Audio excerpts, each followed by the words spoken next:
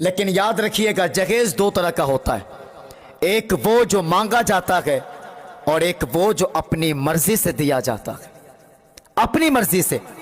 اور یہ بھی یاد رکھیے گا مانگنے والے کو کتا کہا جاتا ہے اور اپنی مرضی سے دینے والے کو باپ کہا جاتا ہے، باپ کہا جاتا ہے۔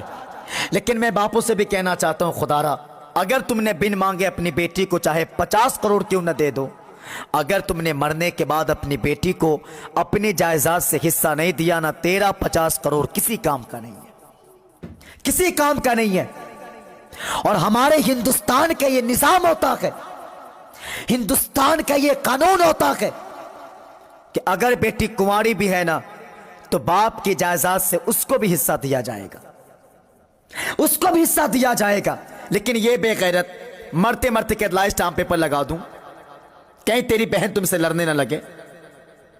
ہاں یہ حالت ہماری قوم کی، مرتے مرتے بے غیرت کہتا ہے لائے اسٹامپ پیپر لگا دوں، کہیں تیری بہن تم سے لڑنا شروع نہ کر دے۔ اور میں تم سے پوچھنا چاہتا ہوں، بیٹیوں کا قصور کیا ہوتا ہے؟ بیٹیوں کی غلطی کیا ہوتی ہے؟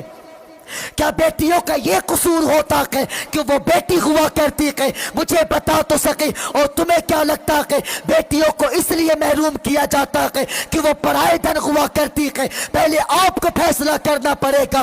اگر بیٹی باپ کے گھر پہ ہوتی ہے تو ماں کہا کرتی ہے کام کرنا سیکھ لے، تجھے پرائے گھر جانا ہے، کھانا بنانا سیکھ لے، تجھے پرائے گھر جانا ہے، جھاڑو لگانا سیکھ لے، تجھے پرائے گھر جانا ہے۔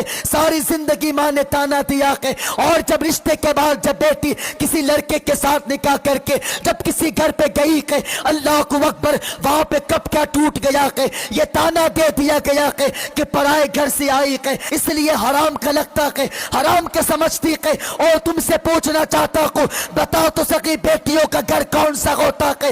اپنے گھر والے کہتے کہ تیرا وہ گھر ہوتا کہ، وہاں والے کہا کرتے کہ تیرا وہاں پہ گھر ہوتا کہ۔ یہ دنیا دار ہوا کرتے کہ جو بیٹیوں کو کوئی حصہ نہیں دیا کرتے کہ۔